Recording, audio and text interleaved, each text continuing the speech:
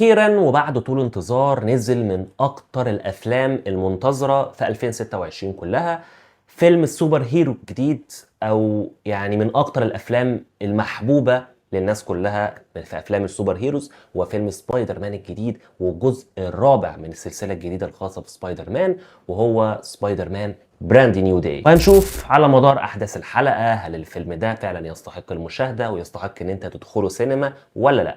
بس اهم حاجه طبعا مش حابب ان انا اضيع وقتكم في مقدمه طويله. ما تنسوش الناس اللي اول مره تتابعني ان انا عندي قناه تانية على اليوتيوب، قناه خاصه بقصص الرعب، هسيب لكم اللينك بتاعها في الديسكربشن تحت. ما تنسوش ان انتوا تشتركوا فيها، وبرده ما تنسوش ان انتوا تشتركوا في القناه هنا وتفعلوا زر جرس التنبيهات وتدوسوا لايك على الفيديو علشان ما يفوتكمش كل جديد. يلا بينا ما نضيعش وقت ونخش في الموضوع على طول.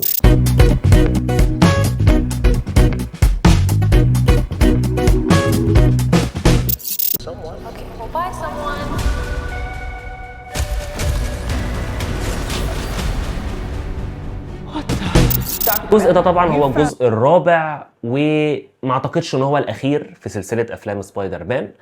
والفيلم طبعا مدته ساعتين ومناسب بالكامل للمشاهده العائليه. الفيلم برضو متصور يعني على حسب السينما اللي انا دخلتها كان متصور بنظارات 3D، وانا اصلا ما بحبش موضوع 3D ده خالص. بحس كده ان هو بيغمق الشاشه وما بيخليش الرؤيه واضحه الى حد ما. فيا ريت بقى يا جماعه نبطل بقى موضوع 3D ده، كفايه بجد، كفايه نظارات 3D.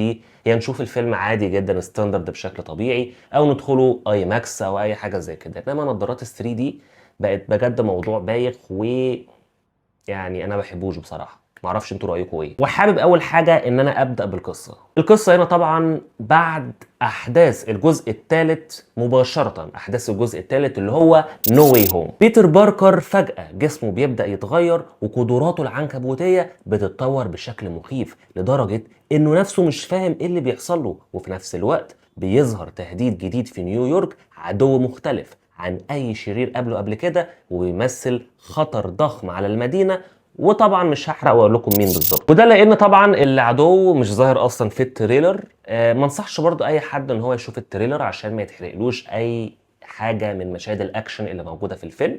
ولكن العدو مش ظاهر بالكامل في التريلر كله، فلو انا قلت لكم مين العدو او ايه بالظبط المشكله هيكون حرق للاحداث، وانا مش حابب ان انا اعمل كده خالص. حابب انتوا تشوفوا الفيلم كده يعني من غير اي معلومات عنه مسبقه. حابب برضو ان انا اقول تنويه ان الفيلم هو فيلم درامي في المقام الاول اكتر من كونه فيلم اكشن. وده مش معناه ان انت مش هتلاقي مشاهد اكشن، لا هتلاقي مشاهد اكشن متنفذه برضو حلو جدا جدا.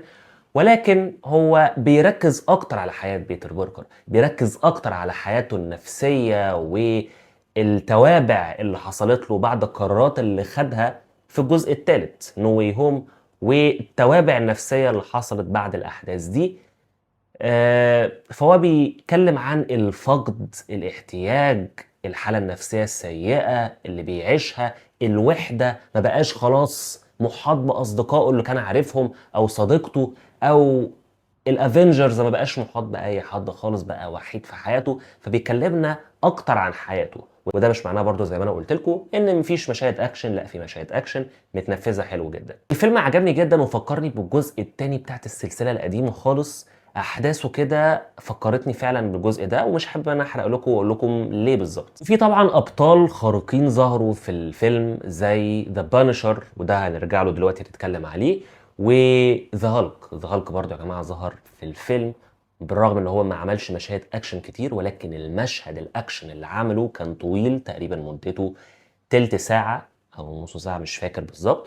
ولكن فعلا المشهد ده من افضل مشاهد الاكشن اللي اتقدمت بصفة عامة السنة دي. يعني لو انت بتشوف مشاهد اكشن، بالنسبة لي ده برضو واحد من افضل مشاهد الاكشن اللي اتقدمت في الفيلم. برضو انا عاجبني جدا برضو دور ذا بانشر، يعني برضو كان له دور محوري في الفيلم الى حد ما.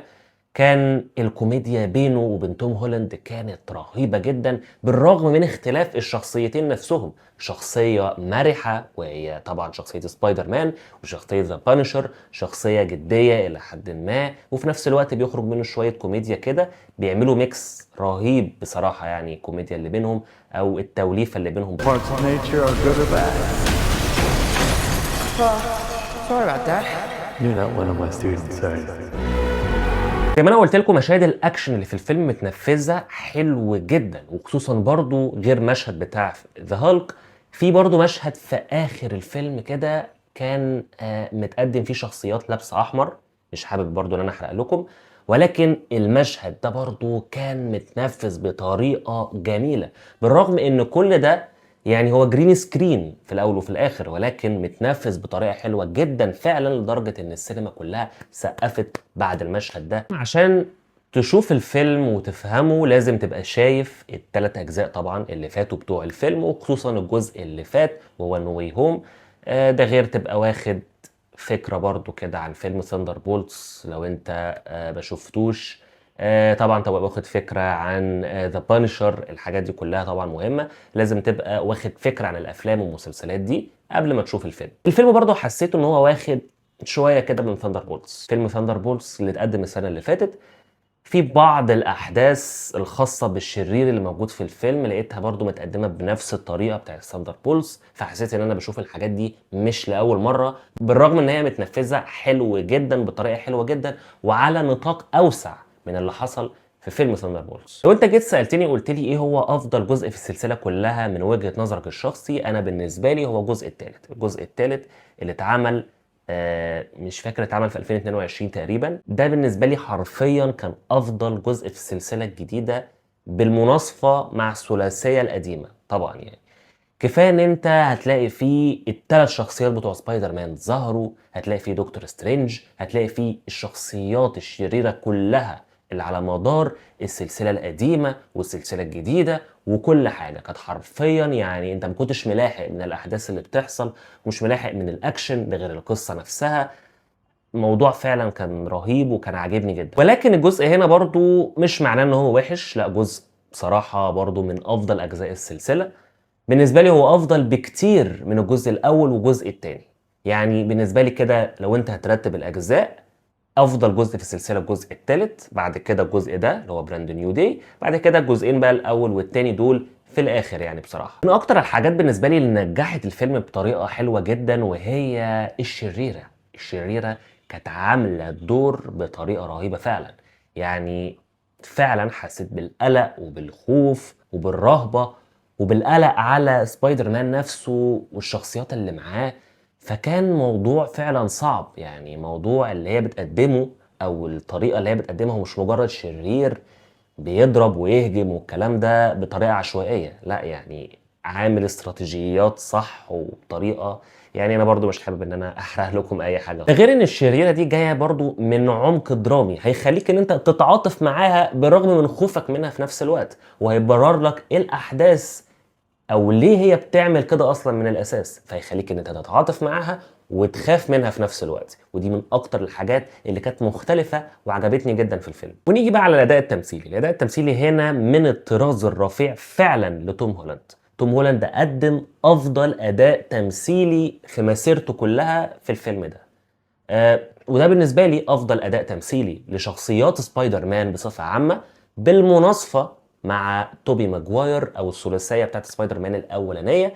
برضو اداء التمثيلي ما نقدرش ان احنا نتكلم عليه، فبالمناصفه مع توم هولاند في الجزء ده اللي بصراحه الاداء التمثيلي كان حاجه ممتازه. وده بالرغم ان توم هولاند قدم اداء تمثيلي وحش جدا في نفس السنه برضو السنه دي في فيلم ذا اوديسي، واتكلمت عن الموضوع ده في المراجعه الخاصه فيلم ذا اوديسي، وكان اداؤه تمثيلي فعلا وحش جدا، كان من اضعف الممثلين اللي موجودين في الفيلم كله بصفه عامه. هنا اظهر عمق درامي رهيب، انت فعلا حسيت بالمعاناة بتاعته والفقد والاحتياج، وازاي بيشوف اصدقائه بيتعاملوا بطريقة طبيعية جدا وهم مش عارفينه بعد احداث الجزء اللي فات. هتلاقي الموضوع فعلا صعب جدا. انت يعني انا نفسي اتأثرت جدا بالمعاناة اللي هو كان فيها. يعني هنا حسيت ان هو فعلا سبايدر مان هو اللي لايق عليه، يعني شخصية سبايدر مان هي لايقة عليه فعلا.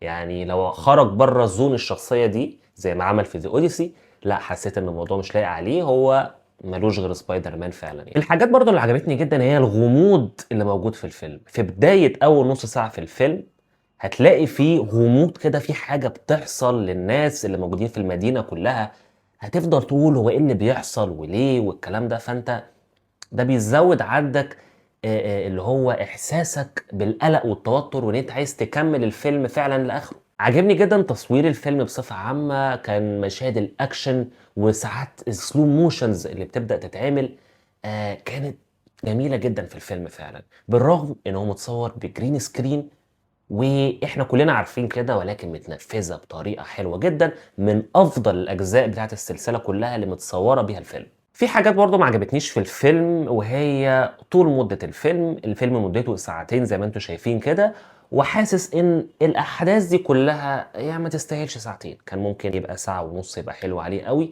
وفعلا بالرغم ان احداثه زي ما انا قلت لكم هي معتمده في المقام الاول على الدراما ممزوجه بالاكشن، انت مش هتمل خالص، ولكن حسيت بالوقت. في حاجات برضو غير منطقية حصلت على مستوى الأحداث، خاصة بصديقته القديمة وصديقه القديم. مش حابب برضو إن أنا أحرق لكم إيه بالظبط اللي حصل، ولكن بما إن هو فيلم سوبر هيروز، فمفروض برضو نشيل حتة المنطقية دي بعيد خالص. يعني أنا تقبلت الموضوع، بالرغم إن في آخر مشهد في الفيلم كان حصل حاجة غير منطقية، قلت اشمعنى هنا واشمعنى هنا. طبعا الناس اللي هتشوف الفيلم هيفهموا انا قصدي ايه بالظبط. انا مش حابب ان انا احرق خالص، اعذروني ان انا مش حابب احرق خالص الاحداث، ولكن بالرغم من ده كله الفيلم يستحق المشاهده. الفيلم حلو، تستحق ان انت تشوفه في السينما مع العيله، مناسب للمشاهده العائليه، هتستمتع بالوقت وهتقضي وقت لذيذ. الفيلم حابب ان انا اديله 8 من 10. I didn't know you could get that big. But you're in danger. You just have to trust me. ما تنسوش تشوفوا الفيلم وتقولوا لي رايكم، هل عجبكم ولا لا. ما تنسوش طبعا تشتركوا في القناه وتفعلوا زر جرس التنبيهات وتدوسوا لايك على الفيديو علشان ما يفوتكمش كل جديد. شكرا جدا ليكم، وان شاء الله بفكر كده ان انا اعمل حلقه خاصه بالحرق، عشان انا ما كنتش حابب ان انا احرق لكم اي احداث خالص ومش عارف اتكلم براحتي، فحابب ان انا برضو ممكن ابقى اعمل حلقه نحرق فيها بعض الاحداث كده عشان نتكلم براحتنا. ومستني طبعا رايكم عن الفيلم. شكرا جدا ليكم، كان معكم محمد العايدي، سلام عليكم.